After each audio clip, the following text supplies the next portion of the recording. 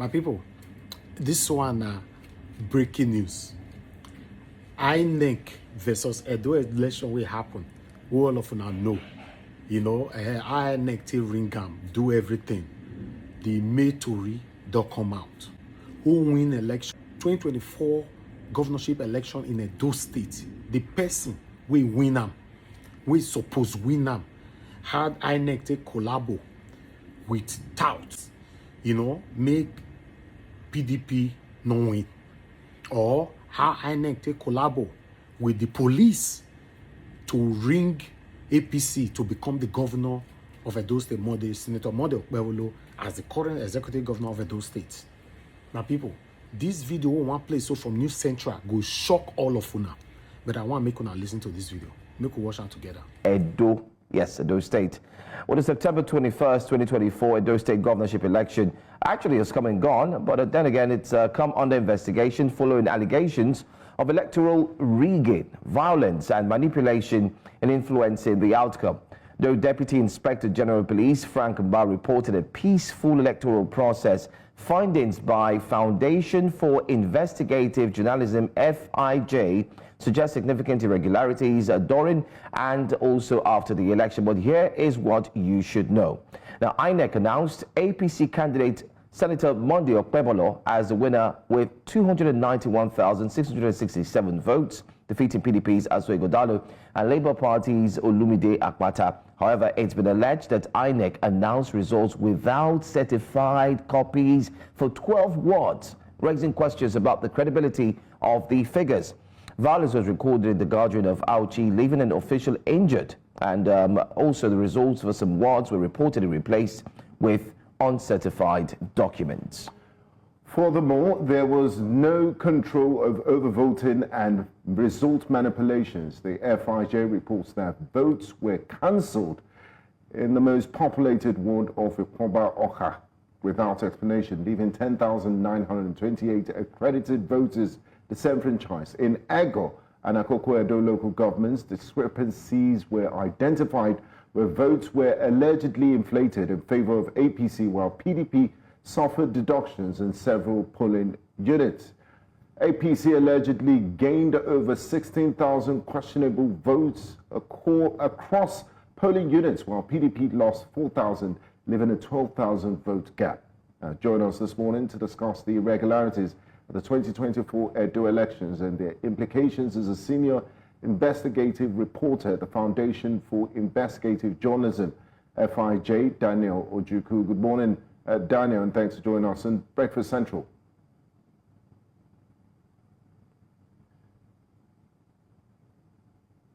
Daniel, could you kindly unmute your device? We can't hear you. Thank you. Okay, great to have you, Daniel. Let's start off with this. Quite a lengthy investigation conducted by the FIJ. Could you just point us to what inspired the FIJ to carry out this investigation, and if you can share some of the highlights of your findings? Okay, so the Edo election had been dubbed controversial for a while. Several entities had come out to say that they had reviewed it. Several CSOs have done the same. They had said that their findings showed that there were irregularities. And we realized that when several people come up to make these claims, the feedback, the reaction is usually, oh, they're speaking along party lines. They're from the opposition, so they're biased. We then decided to embark on this investigation. We didn't just review the materials. We went to Edo State, spent a number of weeks speaking to people, going from door to door, reaching out to parties, reaching out to stakeholders, reaching out to independent parties, and trying to gauge what really happened. We approached INEC, we approached the police, we approached everybody relevant to the election to try to make sense of what a lot of people have described as the most controversial election in Nigeria's recent history. And in the course of that exercise, we got to learn some very questionable things. They were not just allegations, because a lot of people have described them as allegations, but the numbers are there, the figures are clear for everyone to see. With Etako West, for example, when we went there, we got to learn of the shooting. which completely contradicted what the police had claimed. Because the police had 2 days. The election happened on 21st. The police came out on the 23rd to then say that it was peaceful, there was no incidents of violence. Meanwhile, in the Circle West, there was an attack. There was a shooting that left one person with an entry and exit wound. And the results for that election, we met a person who said, I have this results. And it corroborated with what the Athena report said. Because according to Athena, they reached out to INEC, and INEC was unable to provide them copies of this ward results in the Circle West, meaning that they did not have it. And we found the person who had these results, because they said that during the shooting, they had to pick up these results and they were trying to keep them intact for INEC. But in the process of going all the way from Circle West to Benin, it's a 3-hour journey, to hand it over to INEC, they got to learn that INEC had already announced the result. Now, it's also suspect because INEC had delayed announcing Ikuba Oka and Oredo results because the results had not arrived. But they already announced the results for El Circle West. Now, in Ikuba Oka, INEC did not provide a reason for cancellation. Normally, after an election, INEC produces Form EC40G. That EC40G is a form that documents reasons for cancellation. Why was this result cancelled? Why did the election not hold here? We have the CTC from EC40G, and there was no reason for Ikoba Oka's Ward 10 results to be cancelled. No reason whatsoever. And that particular ward had the highest number of registered voters. So it begged the question, why did INEC cancel it? Only for them later to say that it was violence, that the police told them that there were threats of violence, so they had to stop the process in that area. But the same police had earlier claimed that there was 0 incidents of violence. So that's like speaking from 2 sides of the mouth, because it's either there's violence or there's no violence. Now, if you then go to word by word polling units, we were able to find no fewer than 300 polling units where the vote inflation favored the APC. Now, this inflation happened in several ways. There were some polling units where the PDP's results were reduced, and every other thing was left the way it was. There were polling units where the APC's results were inflated, and the PDP's results were reduced. Now, I'm mentioning the APC and PDP because they were the 2 leading parties. Like you may know, the Labour Party did not petition the court. They're not interested in fighting this. They already said they've accepted their fate and all that. But the Labour Party came a distant third. And the incidences of voter manipulation did not affect them so much in the sense that it was able to upturn what the APC had. But with the 2 leading parties, the APC and PDP, there were cases where from EC8A, which is the polling unit's results, then the CTC for EC8A as well, Tabi, but on the CTC for EC8B, which is the ward collation, had an entirely different figure. So you could see 500 added to a result, you could see 400 added to a result, you could see 200. There was ridiculous inflation of results. And almost every party participated in this, but they benefited to certain degrees. PDP had results that favored them, that is, inflated results that favored them at the polling units. But when they got to the ward level, those inflations were taken away from them and then was given to the APC. So it's no longer an allegation. These are results that INEC produced themselves. You could see the CTC, that's the certified true copy, which is INEC saying that this is what we have. This is what we relied on to declare this, to call this election. But the IREV portal, where the INEC results are collated and published, contains an entirely different thing. So is INEC saying that the IREV, the polling unit results which we relied upon are wrong, or they're saying that the ward results which we published are wrong? Now, it's double jeopardy, because if you claim that the polling unit results are wrong, then you relied on nothing to declare the ward collation. If you say the ward collation is wrong and the polling unit results are correct, which means you did not collate the results at the end of the day.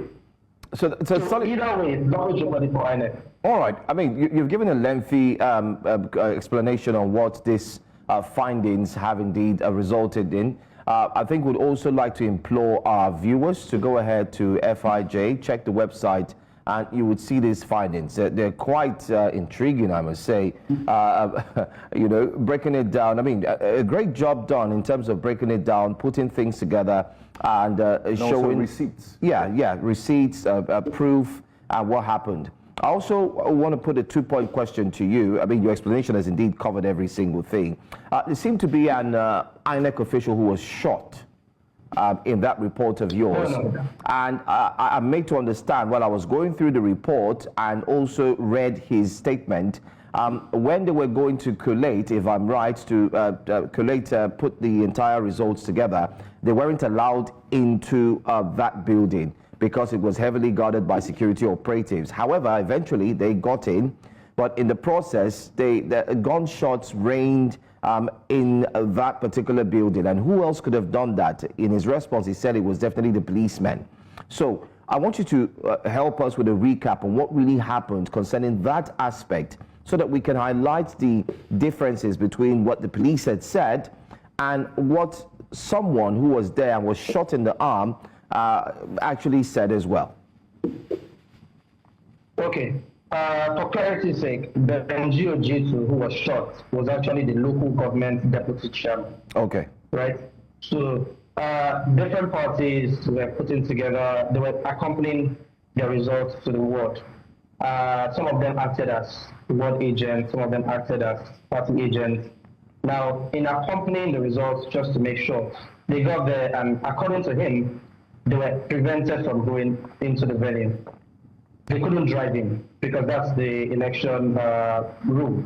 You have to go on foot, you have to, you know, the movement was controlled. So we visited that location, and there's a DSS office just beside it. He said that there were policemen, there were soldiers, the whole place was heavily guarded as of that night when they got there. They got there late in the night, around 11, 12, and they were there till about 3 a.m. Now, we said that while they were there, the INEC officials were collating the results, and they were observing. All the observers were there, all the parties were there represented, and everybody was just waiting as collation was ongoing. Two results had not arrived yet. 2 wards had not arrived yet. It was just about 10 that they had at the time. And while the whole thing was going on, he said he noticed some people started exiting the hall, which was odd to him. Now, they were exiting the hall, the next thing, gunshots everywhere. And in that chaos, it was impossible for him to gather himself, you know, make sense of what was going on. He just started crawling out of the building. People were running helter-skelter. And then later on, he was rushed to the hospital, and he realized that after reporting to the police, there was no arrest made. There was no documentation of people who were caught. There was no return fire. It was all fired in the same direction. They were shooting in one direction.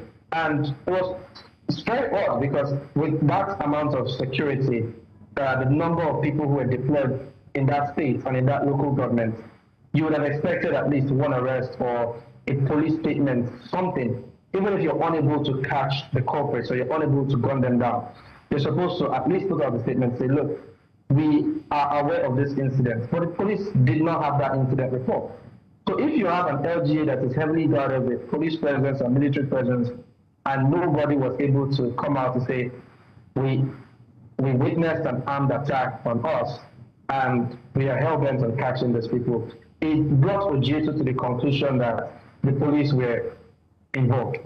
Now, we presented this question to the police, are you aware of this incident? And the police never responded. Till this moment, they haven't responded. We called Frank Mba. He said, look, I've done my assignment. I'm no longer DIG at the election. Reach out to the right people. And we reached out to Muyiwa Adejobi, the first public relations officer, and he said he would get back to us, but as of press time, he never did. Now, Daniel, looking at the FIJ report, quite a lot of things to unpack, but what's one of the biggest indictments is INEC, because your findings said that INEC failed to fully deploy BVAS, the Bimodal Voter Accreditation System, during the elections in many parts, and also you indicted INEC in a few other places. What does this say about INEC's commitment to transparency and full independence? Okay, so this report has proven that the Edo election was heavily flawed. Now, the only party who is responsible for credible election in Nigeria is INEC. So if the election fails, it means INEC has failed. Now, in the case of the beavers, we saw incidences where beavers would accredit about 200 people, 800 people, and then you have results of 2,000 votes. Now, it's odd because to get 2,000 votes, it means that you're spending more than a day accrediting voters. That's we start with you. Because the whole accreditation process, if you break it down, to accredit to one person, it takes a lot of time. So to then accredit 2,000 in one polling unit, and you're accrediting and accrediting up to the point where people are able to cast their ballots, is not possible. Which is why in the 2019 or 2022 INEC guideline, they stipulated that each polling unit would have about 500 registered voters. So they were intent on creating polling units which would have a maximum of 500. So it allows for people to cast their ballot effectively. 2,000 is times 4 of that number. So the beavers are capturing about 200 people, 500 people, 800 people, and you're having results of 2,000 votes. And the excuse they will give, or rather the explanation they will give is, oh well, we went to manual accreditation. But then there's a beaver system which is supposed to curb any irregularities, but the INEC would, because of some incidences, they'll say, oh yes, we have to pursue a different route. Now, if you do your research, you find that Phyllis Schreiber's work, even his polling units, he had earlier claimed on national TV that they were unable to accredit voters as of 2 p.m. It was impossible. But at the end of the day, that ward had the highest number of votes amongst other wards in that local government. So if as of 2 p.m. you're unable to accredit enough voters, and then you're heading to the end of the day, and elections end as of probably with some extension, 7, 8 p.m., then it begs the question, are we really conducting an independent election? Are we really ready for electronic voting? Are we ready for, because everything is still manual. And whenever there are irregularities, we go back to, oh, we had to succumb to the manual accreditation, we had to succumb to manual processes, we had to do some, which nobody can see. So it kills transparency. The IRF was supposed to uphold transparency, beavers were supposed to uphold transparency, but every time we distance ourselves from this, we saw it in the 2023 election, where it was claimed that IRF, beavers are all INEC's personal property, so INEC can decide what they want to use or not. But for the sake of transparency, it's ridiculous when you have a few hundred people accredited by beavers and then thousands of people voting in the same ward and the same polling unit, and then you have discrepancies in numbers. To be honest, I could not wait for our 7 p.m. broadcast to talk about all these things. But I thought I should put this on air for now so that we can digest it on our own. Before we come back again by 7 p.m., make we analyze this critically. Waiting happen for Edo State. For some of you that go to talk, say, you not consign me, not be my problem. But you know, the problem we have in Nigeria is that when it's not directly affecting us, it not concern anybody. But when they affect you, if they affect your mama, if they affect your papa, if they affect your children, then you will complain. What is your take on this particular video where you watch so from News Central? The revelation, how the governorship election, I take go for Edo State. What is your take? Put it on the comment section. I want to hear from you. Later on, 7 p.m., we'll analyze it proper. Thank you very much, NAIJA Watch Media.